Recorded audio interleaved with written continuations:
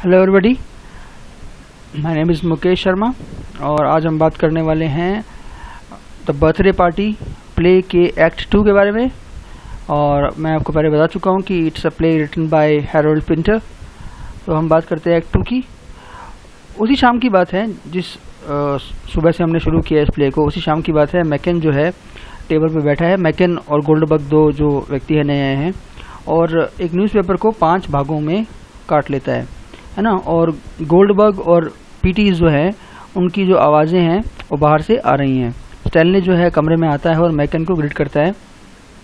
मैकेन उससे पूछता है कि क्या तुम बाहर जा रहे थे, और स्टैनली कहता है कि वो ऐसा ही कुछ करने जा रहा था, है ना। और वो उससे बोलता है कि अपने बर्थडे के तुम बाहर जाना चाहते हो, है ना। तो स्टैनली बोलता है हाँ मैं जाना चाहता हूँ, क्यों नहीं जाना चाहिए मुझे, है ना। तो उसको रोकने की कोशिश करता है ना, ये कहते हुए कि तुम्हारे लिए एक बर्थडे पार्टी रखी है हमने, है ना। स्टैनली उससे पूछता है वास्तव में, है ना, ये तो बहुत बुरी बात है। मैकेन बोलता है कि ये तो अच्छी बात है, बुरी बात नहीं है। इसी दौरान क्या होता है, स्टैनली जो है वो क्या कहता है कि उसका मूड नहीं है पार्टी करने का, है ना, और वो चुपचाप शांति से सेलिब्रेट करना चाहता है ना। मैकेन जो है वो दरवाजे को रोक लेता है और वहाँ से हिलता नहीं है ना। और मैकेन कहता है कि गेस्ट्स आने वाले हैं, है ना, और पार्टी जो है और तुम्हारे लिए एक ऑनर होगा जो तुम्हें मिस नहीं करना चाहिए, है ना। एक बर्थडे पार्टी रखी जाने वाली है। स्टैनली जो है वो वहाँ से जाने के लिए मूव करता है। मैकेन वहाँ से उसे निकलने नहीं देता है ना। तो उसे बोलता है कि तुम रुकते क्यों नहीं हो, है ना। फिर वो हार मान लेता है, मतलब क्योंकि वो बाहर जाने नहीं दे रहा उसे। कौन बाहर नहीं जाने दे रहा उसे, याद रखना मैकेन, क्योंकि आरपीएससी ऐसे क्वेश्चन पूछ सकती है आपसे। तो वो हार मान लेता है और वहाँ पे टेबल पे बैठ जाता है, टेबल के पास बैठ जाता है ना। और फिर वो बोलता है कि उसे लगता है कि वो मैकेन से पहले मिला है ना। कहाँ मिला है, मेडन हेड, है ना। वो उसे पूछता है कि क्या तुम कभी वहाँ गए हो क्या। मैकेन कहता है कि नहीं, वो कभी मिले नहीं है और वो कभी मेडन हेड में गया भी नहीं है ना। फिर वो कहता है कि वहाँ पे एक फुलर टी शॉप है ना, मैं वहाँ पे चाय पिया करता था, है ना। और वहाँ पे एक बूट्स लाइब्रेरी भी है ना। और मुझे ऐसा लगता है कि मैं तुमसे हाई स्ट्रीट में कहीं मिला था। उसके बावजूद भी मैकेन बोलता है कि भाई नहीं हमारा कोई कनेक्शन नहीं है, हम कभी मिले नहीं हैं, है ना। तो उसके बाद क्या होता है, स्टैनली जो है वो बात करने लगता है किस बारे में, कि कोस्टल टाउन में किसी समुद्र के किनारे पे कोई टाउन जो होता है उस पर रहने का एक्सपीरियंस कैसा होता है। वो बोलता है कि मुझे यहाँ रहना अच्छा लगता है, परंतु मैं यहाँ से जल्दी ही चला जाऊँगा, घर पे चला जाऊँगा, है ना। वहाँ पर मैं इस बार रुकूंगा भी। घर जैसा कोई स्थान नहीं होता, मैं घर से निकलता ही नहीं, है ना, परंतु बिजनेस के कारण मुझे घर से निकलना पड़ा। मैकेन जब उसे पूछता है कि क्या तुम अभी भी बिजनेस में हो, मतलब क्या तुम अभी भी बिजनेस कर रहे हो, तो वो कहता है कि नहीं मुझे लगता है कि मैं सब ये छोड़ दूंगा, है ना। अब ये जो चीज़ें हैं मैं सब छोड़ दूंगा। आप पहले भी देख चुके हो एक्ट 1 में कि कुछ मिस्टीरी या कुछ मिस्टीरियस पास्ट जो है उसके बारे में बात चल रही थी।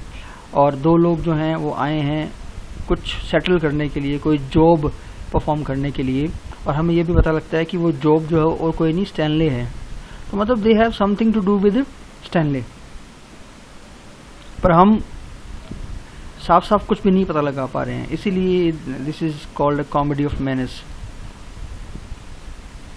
नाउ अब क्या होता है, स्टैनली जो है मैकेन को दोबारा से कहता है कि वो उसे घर जाने का मन है ना। और कहता है कि वहाँ पर वो बहुत ही शांति से रहा करता था, है ना। हालांकि वो लगता नहीं है ऐसा दिखने में कि जो एक शांत लाइफ जिए, क्योंकि वो काफ़ी समय से पी रहा है, बहुत ज़्यादा ड्रिंक करने लग गया है जब से वो बोर्डिंग हाउस में आया है। फिर भी वो कहता है कि मैं जब घर चला जाऊँगा तो मैं ठीक हो जाऊँगा। मैकेन पे ध्यान देते हुए, फोकस करते हुए वो उसे पूछता है कि तुम बोर्डिंग हाउस में क्यों आए हो, है ना। और वो कहता है कि भाई ये तो बहुत ही बुरा घर है, मतलब चुनने के लिए, है ना, क्योंकि ये एक्चुअली बोर्डिंग हाउस है ही नहीं। मतलब ये इतना बुरी कंडीशन में है, इतनी बुरी कंडीशन में है कि इसको आप बोर्डिंग हाउस बोल ही नहीं सकते हो। नाउ मैकेन इस बात का जवाब देता नहीं है, लेकिन सीधे क्या बोलता है कि तुम किसी ऐसे आदमी के लिए जिसका बर्थडे हो उसके हिसाब से तुम कुछ ज़्यादा ही डिप्रेस लग रहे हो, है ना। पर स्टैनली कहता है कि भाई मेरा बर्थडे नहीं है। और मैग को क्या बोलता है वो, कि वो पागल है जो ऐसा कह रही है। मैकेन कहता है कि ऐसा कहना बहुत ही बुरी बात है। स्टैनले जो है वो इस फैक्ट से बड़ा परेशान है कि गोल्डबर्ग और पीटी जो है वो बाहर घूम रहे हैं, है ना, और थोड़ा सा शेकन सा लगता है, हिला सा लगता है वो। तो मैकेन बोलता है कि तुम थोड़ा सा अपने आप को स्थिर कर लो पहले, है ना। जब वो उसको बात बोलता है, तो स्टैनले क्या करता है, उसकी बाजू, उसकी बाँह, उसकी आर्म पकड़ लेता है ना, और क्या बोलता है उसको, है ना, तुम जानते हो मैं किस बारे में बात कर रहा था, तुम नहीं जानते क्या, है ना। और मैकेन जो है सिंपली बैठ जाता है और कहता है कि वो नहीं जानता कि स्टैनले किस बारे में बात कर रहा है, कुछ गड़बड़ हुई है।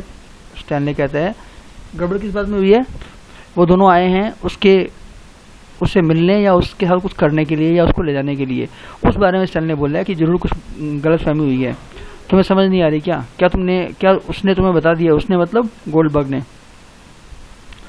तुम्हें उसने बताया क्या कि तुम यहाँ पे किस लिए आए हो, तुम मुझे बताओ, है ना, तुम्हें मुझसे डरने की ज़रूरत नहीं है। स्टैनले बोल रहे हैं ये सब बातें ना, या फिर उसने तुम्हें बताया नहीं है ना। मैकेन जो है वो क्या करता है, अज्ञानता दिखाने की कोशिश करता है और कहता है कि क्या बताया मुझे, है ना। स्टैनले कहता है कि मैंने तुम्हें सब समझा दिया है ना। मैं जितने भी साल बेसिंगस्टोक में रहा हूँ, बेसिंगस्टोक जगह का नाम है, याद रखना है अभी, मैं अपने घर से कभी बाहर भी नहीं निकला।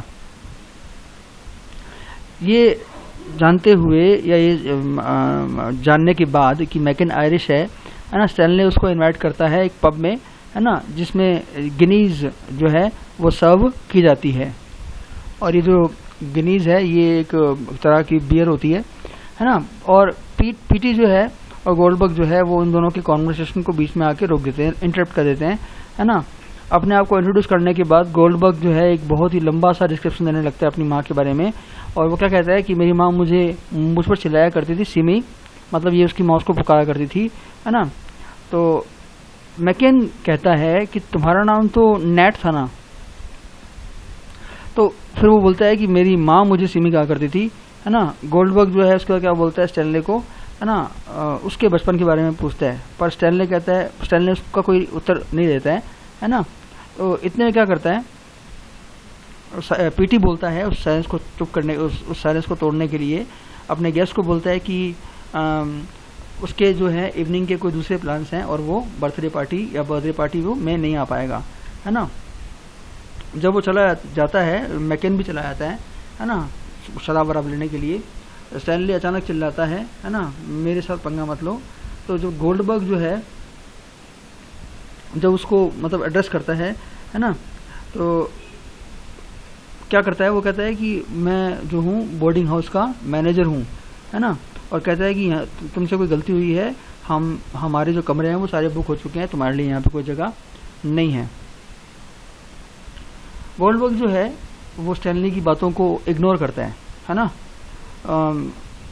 वो कौन सी बात को, कि इस गेस्ट हाउस में और नए गेस्ट नहीं आ सकते हैं, है ना। और इसके बजाय वो थोड़ा चेंज हो गया है, तो उसके पास जाता है और बोलता है कि मैं तुम्हारे बर्थडे पे तुम्हें बधाई देता हूँ। तो देखिए अब यहाँ पर कितना एब्स्ट्रैक्ट सा, कितना मतलब अजीब सा मामला है कि कोई कुछ बोल रहा है और उसका रिप्लाई कोई कुछ दे रहा है ना। कहीं भी कोहेरेंस नहीं है पूरे प्ले में। तो वो कहता है कि मैं मानता हूँ कि बर्थडे जो होते हैं वो बड़े ही ग्रेट ओकेजन्स होते हैं और उनको हमें ऐसे ही नहीं रहना चाहिए, टेकन फॉर ग्रांटेड नहीं लेना चाहिए, है ना। और उसके हिसाब से बर्थडे जो है वो सेलिब्रेट करने की बहुत ही बड़ी वजह है, बड़ी चीज़ है। जब मैकेन जो है बहुत सारी बोतल्स लेके अपने साथ घुसता है, स्टैनले उसको बताता है कहता है कि तुम इस अल्कोहल को यहाँ से ले जाओ, परंतु गोल्डबर्ग उसको कहता है कि चुपचाप बैठ जाओ, है ना। और जो साइड बोर्ड है उस पर मैकेन जो है बोतलों को रखता है ना।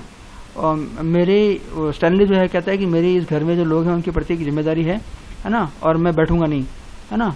और यहाँ पर वो काफ़ी लंबे समय से बिना शराब के रहे हैं, है ना, और उन्होंने अपना सेंस ऑफ स्मेल भी खो दिया है ना। मैंने नहीं खोया पर, है ना। और कोई भी उनका फ़ायदा नहीं उठाएगा जब तक मैं यहाँ पे हूँ, है ना। फिर भी गोल्डबर्ग कहता है कि बैठ जा भाई। स्टैनली जो है बैठने से मना कर देता है। अब मैं थोड़ा सा पूरे को पढ़ लेता हूँ क्योंकि ये समरी में भी बहुत टाइम लग रहा है ना। तो बेसिक जो मेन बातें हैं, इंपॉर्टेंट बातें हैं वो मैं बोल दूंगा आपके सामने। तो गोल्डबर्ग जो है जब वो स्टैनली बैठने से मना कर देता है तो वो कहता है मैकेन को कि तुम इसको ज़बरदस्ती बिठाओ, लेकिन जब स्टैनली जो है अपने मतलब बैठता नहीं है तो मैकेन जो है वो क्या करता है, सिट डाउन जोर से बोलता है और रिपीट करता है। तो तुम स्टैनली उससे पूछता है कि तुम मुझे क्यों बैठने को बोल रहे हो, तो गोल्डबर्ग बोलता है कि भाई तुम थोड़े कंफर्टेबल हो जाओगे इसलिए बोल रहा हूँ, बैठ जाओ। स्टैनली बोलता है कि तुम भी तो कंफर्टेबल हो जाओगे, तुम भी बैठ जाओ। तो मैकेन जो है बैठने के लिए तैयार हो जाता है अगर स्टैनली भी उसके साथ बैठेगा, है ना। परंतु जब वो झुकता है बैठने के लिए तो स्टैनली कहता है कि तुम दोनों ने रेस्ट कर लिया भाई, अब तुम यहाँ से निकलो, है ना। तो मैकेन जो है अपनी चेयर से तुरंत खड़ा होता है और बोलता है ये बहुत ही गंदी ट्रिक है और मैं तुम्हारी हालत ख़राब कर दूंगा मार मार के, है ना। तो गोल्डबर्ग जो है उस पर चिल्लाता है बैठने के लिए, तो स्टैनली चुपचाप बैठ जाता है ना। दोनों उसके पास आते हैं और पूछते हैं वेबर तुम कल क्या कर रहे थे। उससे पहले कि वो उत्तर देता वो बोलते हैं कि तुम उससे पहले वाले दिन क्या कर रहे थे, है ना। तो अब देखेंगे कि बहुत ही इरेलीवेंट से अजीब से क्वेश्चन आने वाले हैं। तो वो स्टैनली को पूछते हैं कि तुम हर किसी का समय खराब क्यों कर रहे हो, है ना। और फिर और सारे क्वेश्चन पूछते हैं उससे बहुत सारे, जो वो आंसर भी दे नहीं पाता है ना। पहले तो वो स्टैनली से पूछता है कि तुम मैक को परेशान क्यों करते हो, इतना बुरा व्यवहार क्यों करते हो, पिछले हफ्ते तुमने क्या पहना था, तुमने ऑर्गेनाइजेशन क्यों छोड़ा, तुमने हमें धोखा क्यों दिया, है ना। मैकेन जो है इतने सारे क्वेश्चन बोल लेता है ना। फिर वो पूछते हैं स्टैनली से कि तुम्हें कुछ याद है क्या कि तुम यहाँ आने से पहले क्या थे, है ना। तो फिर वो बोलता है स्टैनली कि मुझे सिर दुखने लग गया था, मुझे हेडेक था, है ना। मुझे इतना याद है सिर्फ, जब मैं इस घर में आया था तो मुझे हेडेक था, है ना। तो तुमने इसके लिए कुछ लिया था क्या, दवाई ववाई, है ना। और स्टैनली कहता है कि उसने फ्रूट सॉल्ट्स लिए थे, है ना, फ्रूट सॉल्ट्स लिए थे। और गोल्डबर्ग कहता है कि तुमने इनो या एंड्रूज एक दवाई का नाम है जो पेट डिस्टर्ब होने के लिए ली जाती है, इनो आप जानते ही हो। क्या तुमने उनको हिलाया था ढंग से, है ना, क्या उनमें से बुलबुले उठे थे, है ना। तो स्टैनली जो है बेचारा वो उसकी ज़बान लड़खड़ाने लगती है। गोल्डबर्ग उसको बीच में रोक देता है कि क्या उसमें से बुलबुले उठे थे या नहीं उठे थे, है ना, जोर देके बोलता है इस बात को। फिर वो बोलते हैं कि तुमने ऑर्गेनाइजेशन को धोखा दिया है ना। मैकेन कहता है कि मैं उसे जानता हूँ। इसके रिप्लाई में स्टैनली जो है चिल्लाता है कि मैकेन उसको नहीं जानता, है ना। परंतु मैकेन क्या करता है, अपना जो स्टैनली के ग्लासेस हैं, चश्मे हैं, वो उसके चेहरे से उतार लेता है। तो जब वो स्टैनली जो है अपना ग्लास वापस लेने के लिए आता है तो मैकेन उसकी चेयर को हिला देता है, पीछे की तरफ कर देता है, ताकि बेचारा वो फील करता क्योंकि उसके चश्मे उतार दिए गए हैं, उसको दिखाई नहीं दे रहा ढंग से, तो पैरों से फील करता चेयर तक पहुंचता है। जब वो वापस बैठ जाता है तो फिर वो अपनी क्वेश्चनिंग फिर शुरू कर देते हैं। और क्वेश्चन में पहला क्वेश्चन क्या है कि तुमने अपनी वाइफ को क्यों मारा, है ना। तो स्टैनली कहता है कौन सी वाइफ भाई, मैं, है ना। तो फिर वो मैकेन पूछता है कि तुमने उसको मारा कैसे। अब देखिए क्या चल रहा है यहाँ पे, एब्सर्ड क्वेश्चन चल रहे हैं। कैसे मारा, तुमने उसका गला घोट के मारा, या तुमने उसको आर्सेनिक पिलाकर या खिलाकर या अपने उसके खाने में डालकर मारा, है ना। मेटल होता है एक, ज़्यादा मात्रा में खतरनाक हो सकता है। और फिर उसके बाद क्या कहता है कि तुमने कभी शादी क्यों नहीं की। गोल्डबर्ग कहता है देखिए बिल्कुल चेंज, है ना, तुमने वाइफ को क्यों मारा, फिर तुमने शादी क्यों नहीं की अभी, है ना। फिर गोल्डबर्ग क्या कहता है तुम तो शादी से भाग गए थे, है ना। और फिर वो पूछता है कि स्टैनली ने तुमने मतलब अपना नाम क्यों चेंज किया। तो स्टैनली बोलता है कि मैं दूसरे वाला या पहले वाला भूल गया था, इसलिए मैंने नाम चेंज कर लिया। अब देखिए ये सब बातें हमें किस तरफ लेके जा रही हैं, एक्चुअली देखा जाए तो कहीं भी लेके नहीं जा रही हैं, है ना। क्वेश्चनिंग जारी रहती है। गोल्डबर्ग कहता है कि तुमसे पाप की बदबू आती है, तुम किसी बाहरी शक्ति को मानते हो क्या।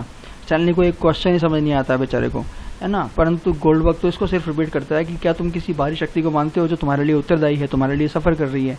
स्टैनली जो है खड़े होने की कोशिश करता है, परंतु गोल्डबर्ग उसको फिर से धक्का मार देता है और कहता है कि क्या 846 नंबर जो है वो पॉसिबल है या आवश्यक है ना। स्टैनली कहता है कि दोनों ही नहीं है, ना तो पॉसिबल है ना ही नेसेसरी है। गोल्डबर्ग फिर से रिपीट करता है ना, कि 846 जो है वो आवश्यक है परंतु संभव नहीं है ना। फिर गोल्डबर्ग क्या कहता है कि ये केवल आवश्यक रूप से आवश्यक है ना। ये सब बातें बिल्कुल एब्सर्ड है, इनका कोई मीनिंग नहीं निकलने वाला है हमारे लिए, है ना। हम पॉसिबिलिटी को केवल तभी मानते हैं जब कोई चीज़ आवश्यक हो, है ना। ये संभव है क्योंकि ये आवश्यक है, परंतु इसलिए ये आवश्यक है क्योंकि ये संभव है ऐसा नहीं होता, है ना। कोई चीज़ संभव कब होती है, जब वो आवश्यक हो, ना कि कोई चीज़ आवश्यक तब होती है जब वो संभव हो। मतलब बिल्कुल एब्सर्ड बातें। तो उसके बाद फिर क्या बोलता है मैकेन, बोलता है सही कह रहे हो। गोल्डबर्ग कहता है कि हम तो बिल्कुल सही कह रहे हैं, है ना, तुम ही गलत हो वेबर, तुम शुरू से ही गलत हो। पहले अब आता है असली क्वेश्चन कि गोल्डबर्ग और मैकन स्टैनली को पूछते हैं कि पहले चिकन आए थे या एग आया था, है ना। स्टैनली जो है चिल्लाता है इस पे, है ना, और फिर गोल्डबर्ग पूछता है कि तुम्हें ऐसा क्यों लगता है कि तुम एग्जिस्ट करते हो, तुम अस्तित्व में हो, है ना। गोल्डबर्ग जो है इस चिल्लाने के बाद जो है पूछता है तुम मर चुके हो, तुम जी नहीं सकते, तुम सोच नहीं सकते, तुम प्यार नहीं कर सकते, तुम मर चुके हो, है ना। तुम एक ऐसा प्लेग हो जो बहुत बिगड़ गया है, बुरा हो गया है ना। तुम्हारी लाइफ में कोई जूस नहीं है, तुम्हारी लाइफ में कोई फोर्स नहीं है, कोई शक्ति नहीं है ना। तुम एक दुर्गंध के अलावा और कुछ भी नहीं हो। स्टैनली जो है ये सुनने के बाद क्या करता है, चेयर से खड़ा होता है ना, जिसमें वो सिमट कर बैठा हुआ था। रुकते हुए वो क्या करता है, अचानक से गोल्डबर्ग को पेट में लात मारता है और खड़ा हो जाता है। पर मैकन जो है उसको उसकी चेयर को पकड़ लेता है और उसको मारने लगता है। इतने में गोल्डबर्ग कहता है कि मैकन रुको, है ना। इससे पहले कि कुछ और होता, एक ड्रम बजने की आवाज़ आती है, क्योंकि मैग जो है वो कमरे में आ जाती है। शाम की अपनी जो ड्रेस है वो पहन चुकी है और स्टैनली का ड्रम जो है वो बजा रही है। मैग को देखते ही गोल्डबर्ग जो है उसको फिर उसकी तारीफें करने लगता है ना। और वो ड्रिंक्स जो हैं वो क्या करने लगते हैं, पॉर करने लगते हैं, डालने लगते हैं ग्लासेस में। गोल्डबर्ग जो है वो मैग को कहता है कि वो रूम में इधर उधर चले, है ना, क्या कहते हुए कि वही उसने फैशन इंडस्ट्री में काम किया है ना, कि मैं तुम देखना चाहता हूँ तुम कैसे चलती हो, कैसे वॉक करती हो, है ना। जब पूरा ग्रुप जो है ग्लास उठाता है टोस्ट करने के लिए, गोल्डबर्ग क्या करता है, क्या कहता है कि मैग को कि तुम स्टैनली के बारे में कुछ बोलो, है ना, जो चुपचाप बेचारा साइड में खड़ा हुआ है। फिर गोल्डबर्ग जो है मैकन को बोलता है कि लाइट बंद कर दो और तुम्हारी टॉर्च जला लो, है ना, और कहता है कि जो फ्लैश लाइट है वो स्टैनली के चेहरे पे रखना, है ना, और मैग की स्पीच को हम सब सुनेंगे। ये सब चल रहा है, देखिए। इसी तरह से फिर क्या होता है, अंधेरे में जो खड़े खड़े मैग जो है वो अपना टोस्ट शुरू करती है और उसके बारे में बोलना शुरू करती है।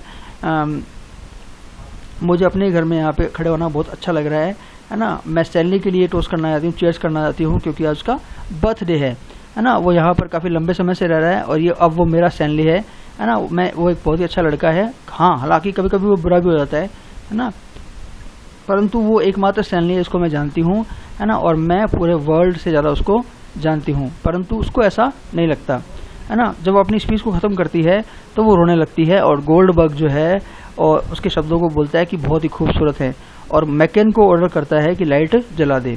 अब क्या होता है, लुलू जो है, जो लड़की थी, वो आती है और गोल्डबर्ग से आके मिलती है, जो उसके हैंड पर क्या करता है, किस करता है, और तुरंत उसके साथ फ्लर्ट करने लग जाता है। कौन? गोल्डबर्ग।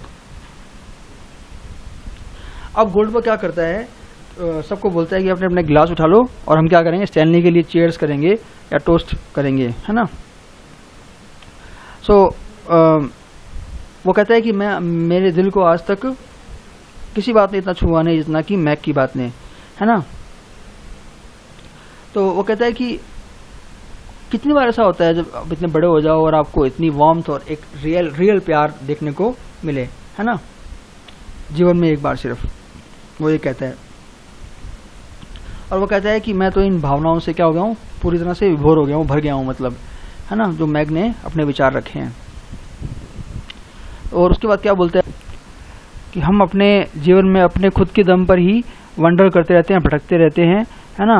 वो स्टैनली की तरफ बोलता है और बोलता है ये वर्ल्ड जो है ना एक बहुत ही तन्हा सा, लोनली सा तकिया है सोने के लिए, है ना। और मैकन को बोलता है कि लाइट्स को बंद कर दिया जाए वो जब पिएंगे। फिर जब लाइट दोबारा ऑन होती हैं तो मैग और मैकन जो है वो बातें करने लगते हैं और गोल्डबर्ग और लुलू जो हैं एक दूसरे के साथ फ्लर्ट करने लगते हैं, है ना। और जब वो दोनों जोड़ियां आपस में बातें कर रही हैं तो उनके जो सेंटेंसेस की, जो उनके जो वर्ड्स की आवाज़ें हैं वो एक अजीब तरह की कोकोफोनी पैदा करती हैं, मतलब अजीब सा, जो समथिंग बैड है ना, बैड साउंड, है ना। और स्टैनली बेचारा जो है चुपचाप बैठा हुआ है। गोल्डबर्ग को लुलू बोलती है कि उसकी आवाज़, उसकी स्पीच जो है बहुत ही अच्छी लगी उसको, है ना। और गोल्डबर्ग उसको बताता है कि उसको पहला लेक्चर देने का जो मौका मिला था वो एथिकल हॉल बेस वाटर में मिला था, ये भी याद रखना, कहाँ, है ना। जब वो उसे पूछती है कि लेक्चर किस बारे में था तो वो बोलता है कि the necessary and the possible, ये भी याद रखना आप, है ना। ये मैंने PDF फाइल में वैसे हाईलाइट कर रखे हैं, है ना। तो वो उसको कहता है कि उसकी गोदी में बैठ जाए वो लुल्लू, और वो ऐसा ही करती है। और फिर उससे पूछती है कि क्या उसकी कोई वाइफ है, तो गोल्डबर्ग बोलता है कि थी पहले, है ना। और अपनी वाइफ के बारे में वो स्टोरी बताने लगता है जो उसे सिमी कहती थी। अभी बताया था कि उसकी मदर उसको सिमी कहती थी, अब वो बोल रहा है कि उसकी वाइफ उसको सिमी कहती थी। उसके बाद क्या होता है कि गोल्डबर्ग और लुल्लू फ्लर्ट जब कर रहे हैं, तो लुल्लू जो है वो उसको बताती है कि उसे बूढ़े आदमी या अपनी उम्र से बड़े आदमी पसंद हैं, और वो उसको उसके पहले प्यार जैसा लग रहा है। मैग और मैकेन भी काफ़ी फ्रेंडली बन जाते हैं, अपने बचपन के बारे में याद करते हैं, है ना। अपनी मेमोरीज में खो जाते हैं और बताने लगते हैं, लेकिन सुन नहीं रहे हैं एक दूसरे को, है ना। मैग जो है लास्ट में सजेस्ट करती है कि वो एक गेम खेलते हैं, याद रखना गेम का नाम है ब्लाइंड मैन्स ब्लफ। इसमें क्या होगा कि मैग की आंखों पे पट्टी बांधी जाती है और लुल्लू एक्सप्लेन करती है कि अब कोई मूव नहीं कर पाएगा जब गेम शुरू हो जाएगा। लुल्लू कहती है कि मैग जो है वो वॉक करेगी उस पट्टी को बांधे हुए, है ना, और वो किसी एक प्लेयर को टच करने की कोशिश करेगी, और जिसको वो टच करेगी वो क्या बन जाएगा, इट बन जाएगा। ये भी याद रखना, क्या बन जाएगा, इट, है ना। और उसकी बारी आएगी ये गेम खेलने की, पट्टी बांध के ढूंढने की। उसके बाद क्या होता है, मैग जो होती है वो पट्टी बांधे हुए मैकेन को ढूंढ लेती है, और जब उसकी बारी आती है ब्लाइंड मैन बनने की तो वो स्टैनले को ढूंढ लेता है ना।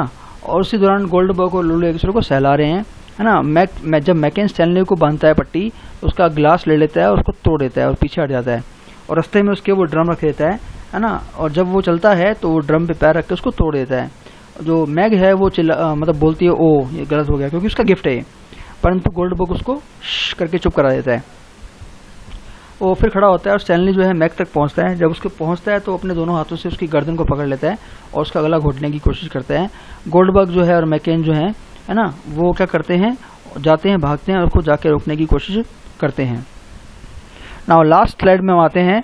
अब क्या होता है कि गोल्डबर्ग और मैकेन जो है वो क्या करते हैं, मैग को छुड़वा देते हैं स्टैनली से, और लाइट चली जाती है अचानक में, है ना। अब अंधेरा हो जाता है बिल्कुल, और गोल्डबर्ग कहता है कि वो कहाँ गया, एकदम सब अस्त व्यस्त हो जाता है।